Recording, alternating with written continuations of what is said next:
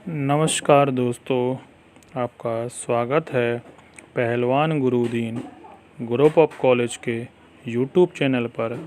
मैं रमाकांत सिंह, समाजशास्त्र प्रवक्ता, पहलवान गुरुदीन विधि महाविद्यालय पनारी ललितपुर से मैं एक बार फिर समाजशास्त्र का एक नया वीडियो लेकर उपस्थित हुआ हूँ। मेरे वीडियो को लाइक, शेयर, कमेंट्स ज़रूर करें और चैनल को सब्सक्राइब करें, बेल आइकन दबाएं ताकि आपको नए वीडियो की नोटिफिकेशन मिल सके। मैं इस वीडियो में आज का टॉपिक है सामाजिक मूल्यों एवं मनोवृत्तियों में परिवर्तन को समझाएं पर चर्चा करेंगे। सामाजिक मूल्यों एवं मनोवृत्तियों में परिवर्तन भारतीय समाज में होने वाले सामाजिक रूपांतरण का एक महत्वपूर्ण पक्ष लोगों के सामाजिक मूल्यों और मनोवृत्तियों में व्यापक परिवर्तन होना है। इन मूल्यों और मनोवृत्तियों का संबंध उन परंपरा विश्वासों, कर्मकांडों, सामाजिक व्यवस्था तथा व्यवहार के तरीकों से है जो एक लंबे समय से यहाँ विभिन्न धर्मों के अनुयायियों और वर्गों के जीवन को प्रभावित करता रहा था। विभिन्न शक्तियों के प्रभाव से लोगों के विचारों और व्यवहार के तरीकों में होने वाली परिवर्तन ने यहाँ संरचनात्मक परिवर्तन के साथ ही वैचारिक परिवर्तनों को भी प्रोत्साहन दिया है। इनमें से कुछ प्रमुख परिवर्तन निम्नलिखित हैं। नंबर 1, लौकिक मूल्यों के प्रभाव में वृद्धि।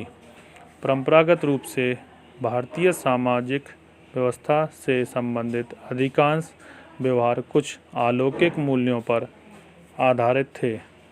ब्रह्मा द्वारा जातियों का विभाजन करना, पुनर्जन्म संबंधी विश्वास, स्वर्ग तथा नरक की अवधारणा, अस्पृश्यता संबंधी विचार तथा ब्राह्मणों की अलौकिक शक्ति, इसी तरह के विश्वास थे।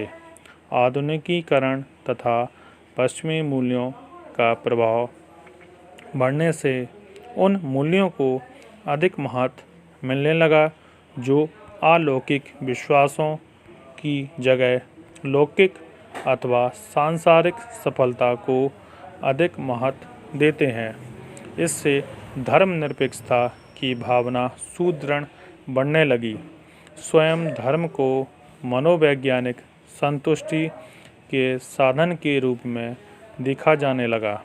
नंबर 2, समताकारी मनोवृत्तियों को प्रोत्साहन।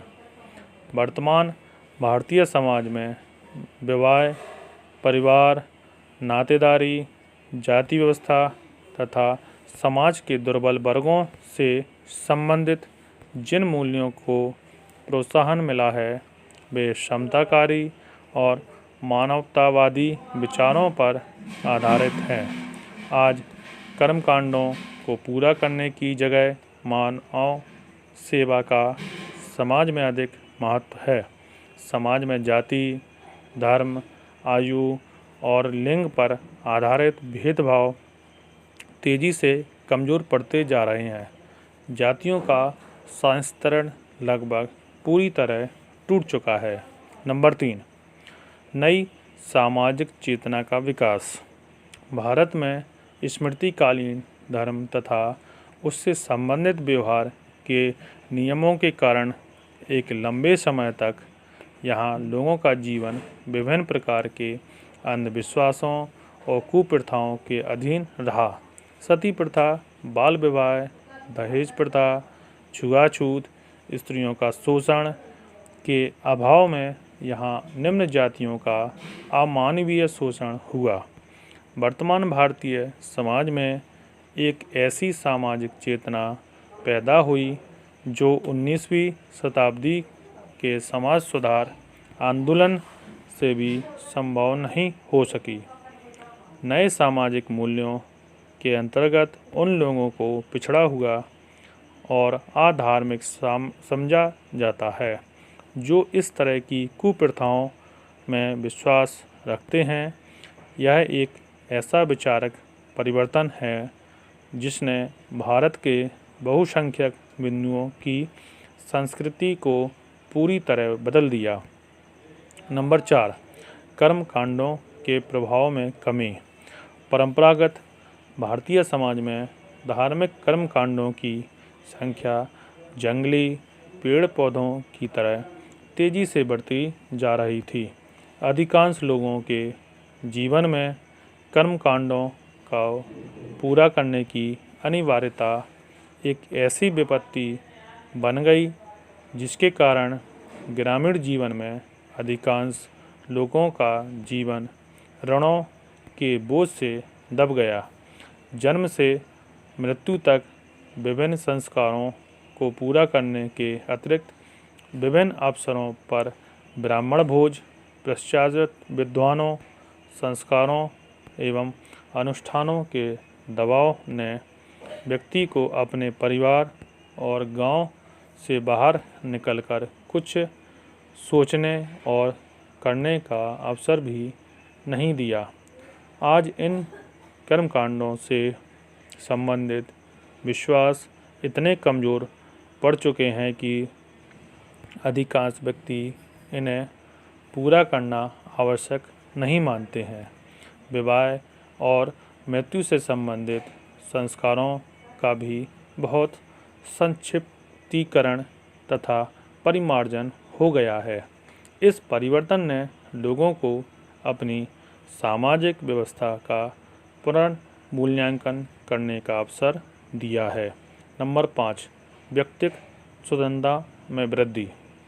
वर्तमान भारत में व्यक्तिगत स्वतंत्रता का महत्व बढ़ने से भी यहाँ की परंपरागत सामाजिक व्यवस्था में रूपांतरण का दौर आरंभ हुआ।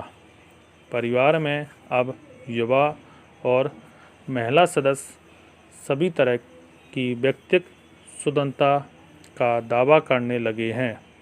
इसी के फलस्वरूप संयुक्त परिवारों का विघटन हुआ तथा केंद्रक परिवारों की संख्या में तेजी से वृद्धि होने लगी।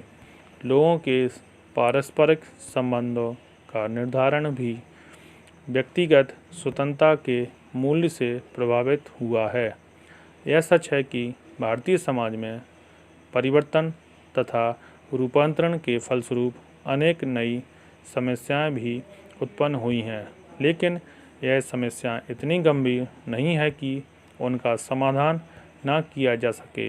भारत की लोकतांत्रिक और धर्मनिरपेक्ष व्यवस्था से निश्चय ही भारत में एक ऐसे समाज का निर्माण हो रहा है जो पहले की तुलना में कहीं अधिक जागरूक, समताकारी और गतिशील है।